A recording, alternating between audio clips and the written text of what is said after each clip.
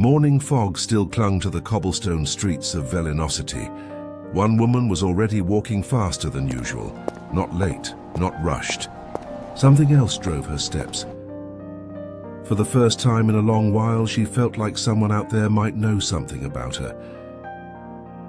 And in Velinocity, that was rare, because it was usually Ivana who knew everyone else's secrets.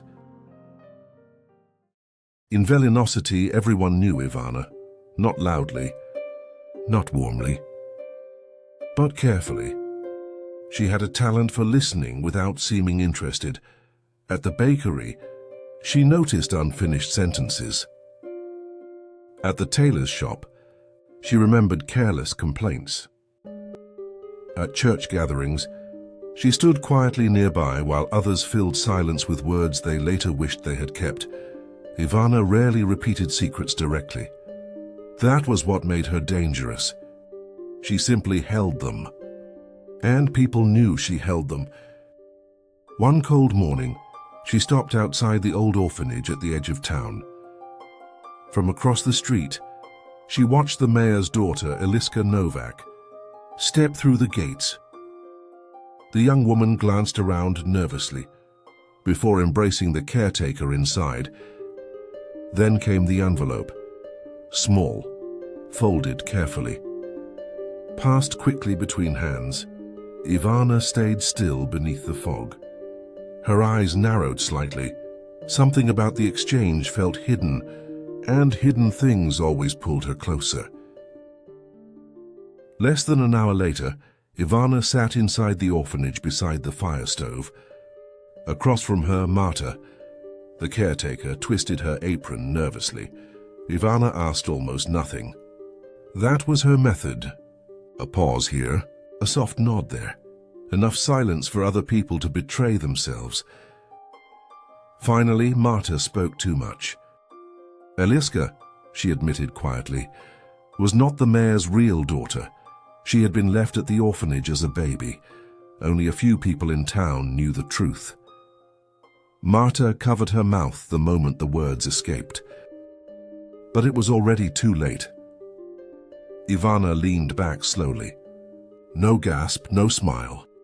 Only a calm expression that somehow felt worse. That afternoon, she found Eliska walking alone through a narrow street behind the market. Cold wind moved between the buildings. Eliska stopped the moment she saw her. Please, don't tell anyone.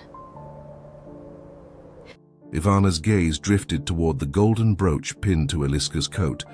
A family piece. Beautiful craftsmanship. Ivana said nothing at all, but silence can become its own kind of threat. After a long moment, Eliska removed the brooch with trembling fingers, and Ivana accepted it without a word. Days passed, then weeks.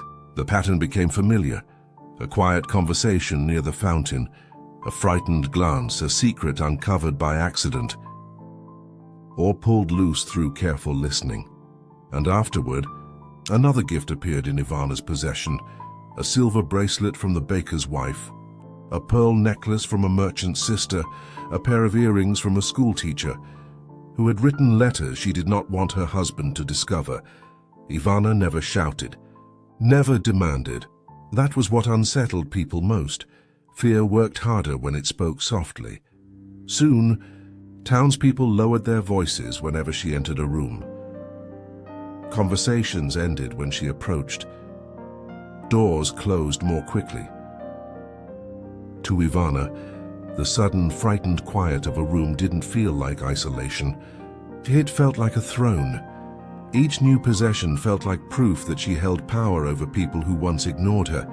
She walked through Velinocity straighter than before, lighter, almost proud. But slowly, the town itself began to change around her. Neighbors stopped lingering outside together. Friends became cautious with one another. Even laughter seemed shorter whenever Ivana stood nearby. One evening, while crossing the square alone, she noticed something shining near a bench, a gold pocket watch, expensive. She picked it up carefully and let the chain slide through her fingers. A smile spread across her face. Perhaps luck had decided to favor her again. Then... That doesn't belong to you. Ivana frozen. A uniformed officer approached with another man beside him. The watch, they explained, had been stolen from a police official weeks earlier. The officer took it gently from her hands and returned it to its owner. Ivana stepped back quickly. "No, I only found it," she murmured, but her voice sounded smaller than usual. As she crossed the street, two women standing near the bakery glanced toward her, then leaned closer to whisper. Ivana looked away immediately, and for the first time, silence no longer felt like power. It felt dangerous. That night, her house felt unfamiliar. Every creak sounded sharper. Every passing footstep outside seemed to stop near her door. Ivana tried sitting by the fire, but her hands would not stay still. Again and again she thought about the women whispering near the bakery, about the officer's eyes, about how quickly suspicion could spread once people started talking, the same way she had spread fear through the town. Then came the knock. Ivana flinched hard enough to nearly drop her teacup. Through the frost on the glass, she saw two neighbors standing under the street lamp, Milena and Daria. Ivana opened the door just a crack, her chest tightening. Ivana, the baker's wife told us what happened in the square with the officer. Everyone is talking about it. We came to ask if it's true. They were asking about the stolen watch, but to Ivana's ears the word everything echoed through the dark. She looked past them, half expecting the entire village to be watching from the shadows. It's all in the box. Take it! Take it back! The words escaped before they could stop them. She hurried toward a wooden box near the cabinet and brought it back with shaking hands. One by one, she pressed jewelry into their palms, bracelets, rings, necklaces, pieces gathered from years of silent fear. Just don't tell anyone. Milena and Daria exchanged a confused glance. They had not come to accuse her of anything. And in that moment, Ivana finally saw herself clearly. After they left, the house became painfully quiet. Ivana stood alone in the center of the room.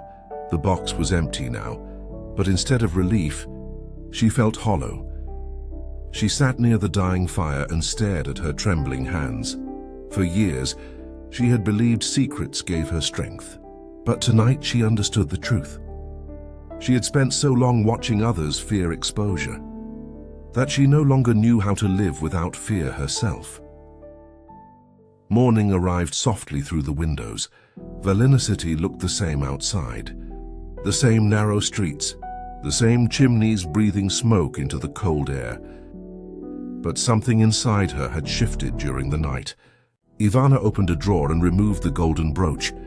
She turned it over carefully in her hand. For a long moment, she almost placed it back inside. Almost. Then she closed her fingers around it and stood. Her steps through town felt slower than usual, heavier. Not because she feared people anymore, but because for the first time, she felt ashamed of what she had become. Eliska stood outside the market when Ivana approached her. The young woman stiffened immediately. Without speaking, Ivana placed the golden brooch into her hands. Eliska blinked in surprise. I'm sorry. Nothing more. No excuses, no explanation.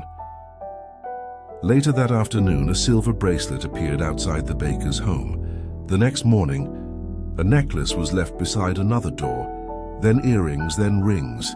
Some people watched from their windows in silence.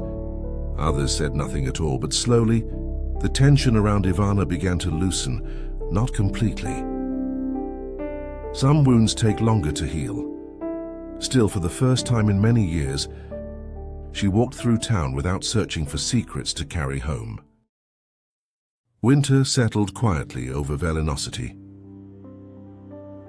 One morning, Ivana crossed the square again beneath the pale fog.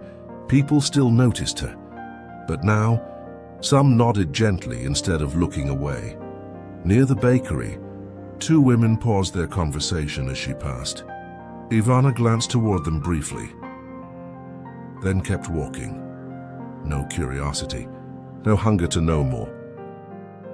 Only peace in leaving certain words untouched, because she had finally learned that secrets do not become lighter when we hold them over others, and some burdens grow heavier the longer we carry them in silence.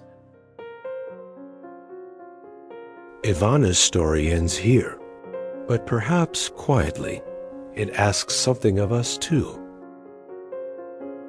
Ivana learned that some things we hold on to too tightly slowly begin to hold us instead.